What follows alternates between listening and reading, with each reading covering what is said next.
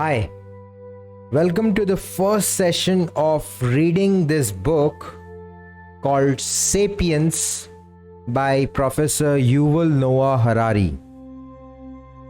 So, this book is about a brief history of humankind. हम जो है, जो कुछ भी है आज, हमारी कहानी कहाँ से शुरू होती है, वो चीज़ हम इस बुक में डिस्कस करेंगे. आइए शुरू करते. पहले थोड़ा जो कंटेंट्स है वो देख लेते हैं. Before that I would like to tell you about the author professor Yuval Noah Harari. He is a historian. He is a professor at University of Jerusalem. And क्यों ये बुक मुझे इतना पसंद आया, he is basically a historian, but the way he connects our history, हमें जो भी changes आए, religion, money, society, technology, ignorance वगैरह वगैरह, जो भी changes आए, जो हमारे human civilization को shape किया जिन factors ने, उन factors को बहुत ही scientifically connect करते हैं. Trust me, this is not like just another boring class of history, but history को प्रोफेसर कनेक्ट करके साइंस एंड टेक्नोलॉजी के साथ he tries to predict the future कि हम कहाँ जा रहे हैं. So a very interesting book. So ज़्यादा टाइम वेस्ट ना करते हुए शुरू करते हैं. First I'll tell you the parts and the contents of the book. So the contents are as follows. It's divided into 4 parts. The first part is the cognitive revolution, जो कि हमारा brain किस तरह से डेवलप किया. आपको पता ही होगा, हम बंदरों से इंसान बने धीरे धीरे. तो द कॉग्निटिव रिवोल्यूशन, हमारे ब्रेन में क्या चेंज आया कि हम अचानक से एक बंदर से एक ऐसे स्पीशीज में पहुंच गए, होमो सेपियंस, जो कि आज के डेट में मार्स एंड मून जैसे सेलेस्टियल बॉडीज पे चलने का सपना देखता है. मून पे तो खैर हो ही चुका है, बट मार्स में भी we are dreaming about having human colonies on Mars. तो इसके पीछे ब्रेन में क्या चेंजेस आए उसके बारे में हम लोग थोड़ा बात करेंगे पार्ट 1 में. Part 2 is the agricultural revolution. Agricultural revolution हमें एक हंटर गैदरर सोसाइटी से एक परमानेंटली सेटल्ड सोसाइटी में तब्दील किया. And that story, how we developed agriculture and किस तरह से हमारा सोसाइटी चेंज हुआ बिकॉज ऑफ एग्रीकल्चर. आज हम बहुत ही कॉमन सा फॉर ग्रांटेड सी बात लेते हैं कि एग्रीकल्चर तो है, खेती किसानी तो है, बस है, बट हमेशा से नहीं था. It's not a natural thing. एक डॉग या एक काऊ एग्रीकल्चर नहीं करता, बट ह्यूमन बींग्स एग्रीकल्चर करते हैं एंड वहीं से हमारा फूड आता है. तो agriculture has played a big role in our social development. तो हम वो चीज़ भी देखेंगे. Part 3 is the unification of human kind. इसमें जो चीज़ें हमें यूनाइट करती है, like money, religion and cultures, इन चीज़ों के बारे में पढ़ेंगे. किस तरह से ये चीज़ें धीरे धीरे धीरे धीरे इवॉल्व हुई. हमारी कहानी, ट्रस्ट में, इट्स अ लॉन्ग स्टोरी. तो हमारा हिस्ट्री जो स्कूल में पढ़ाया जाता है, that starts from a few thousand years. I guess Indian schools में Indus valley civilization is the oldest thing जो पढ़ाया जाता है. उसके पहले जैसे दुनिया में कुछ भी नहीं था, डायनासोर्स घूम रहे थे, बस यही हमें लगता है, बट नहीं. इंसान इंडस वैली सिविलाइजेशन से भी बहुत पहले अर्थ के सरफेस पे आ चुके थे. एंड उसके कारण ये जो एक पर्टिकुलर स्पीशीज था, होमो सेपियंस, तो उसके कारण अर्थ पे क्या क्या चेंजेस आ रहे थे, उन चीज़ों के बारे में हम गौर करेंगे इस बुक में. And the 4th part is the scientific revolution, जो कि कुछ 500-600 साल पहले स्टार्ट हुआ.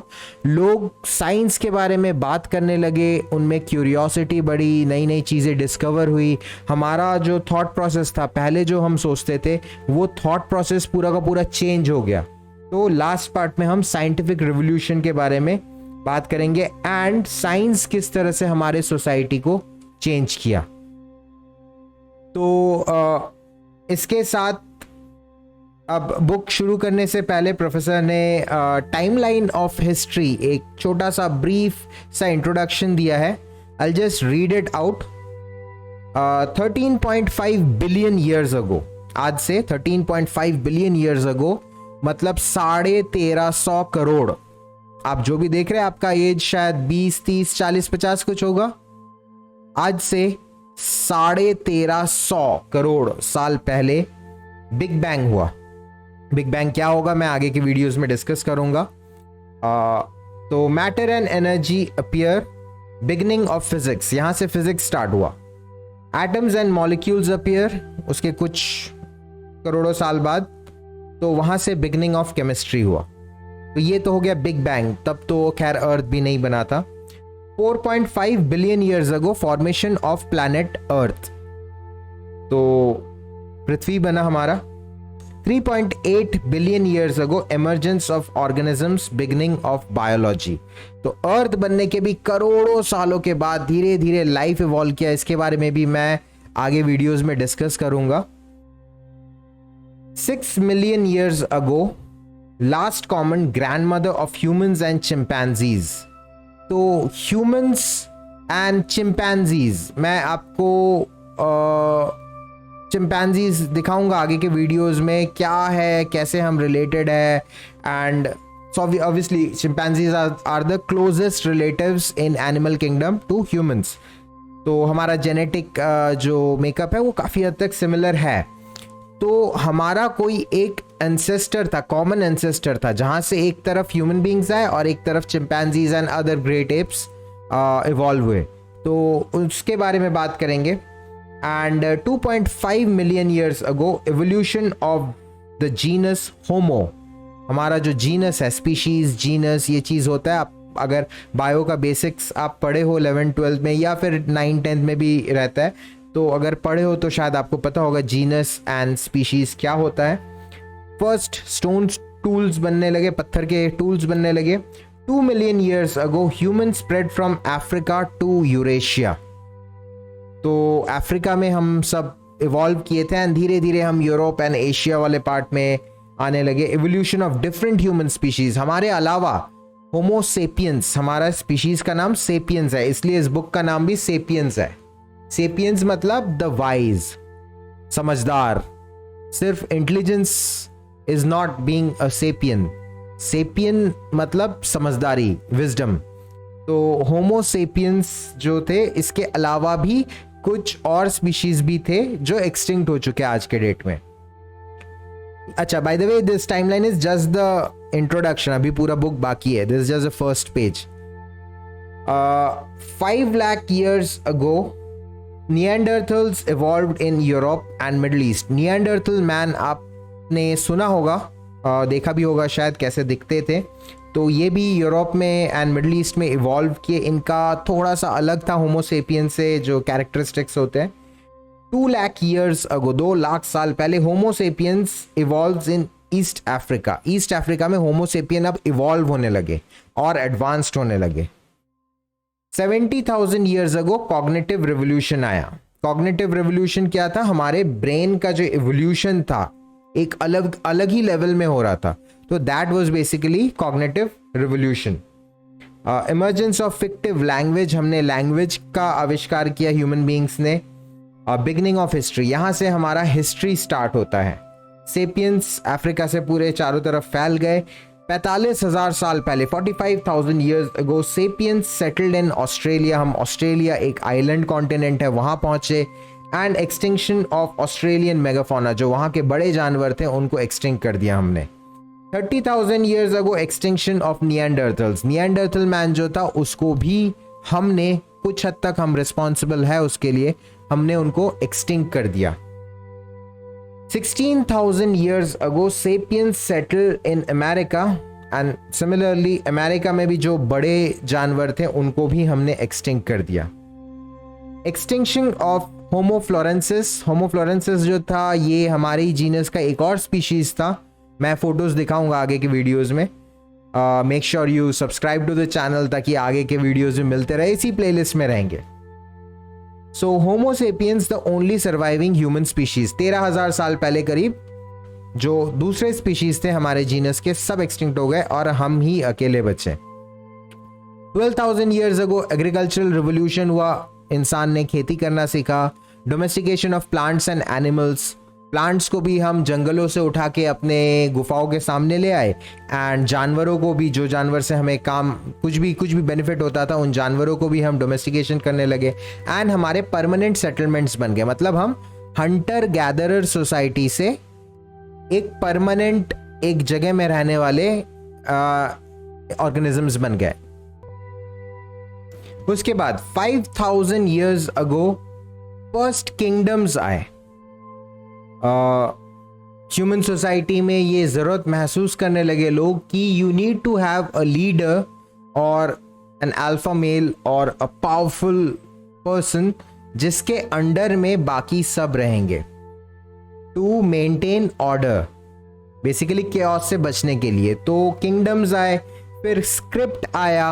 अभी तक हमने लैंग्वेज बनाया था कुछ साउंड के सिंबल्स को यूज करके, बट अब हम उसका एक विजुअल रिप्रेजेंटेशन भी बना रहे थे.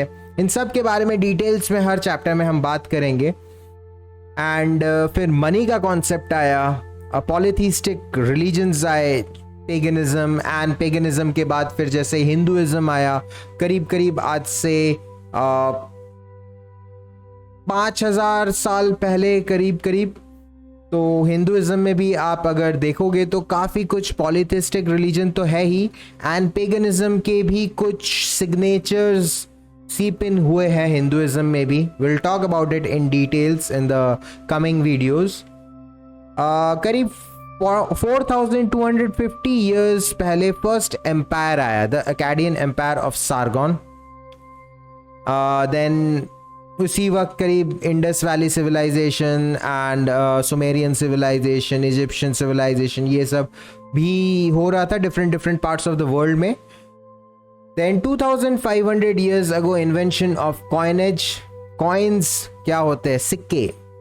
तो इनका डिस्कवरी हुआ.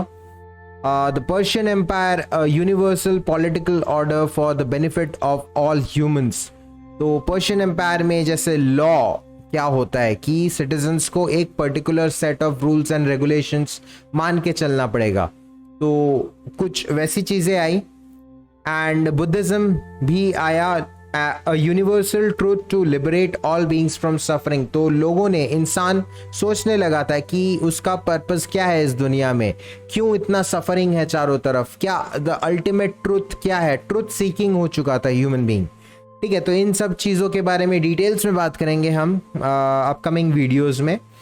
Then 2,000 years ago Han empire in China, Roman empire in the Mediterranean, Christianity. हमारे यहाँ पे भी करीब 1500 BC में वैदिक सिविलाइजेशन भी स्टार्ट हो रहा था.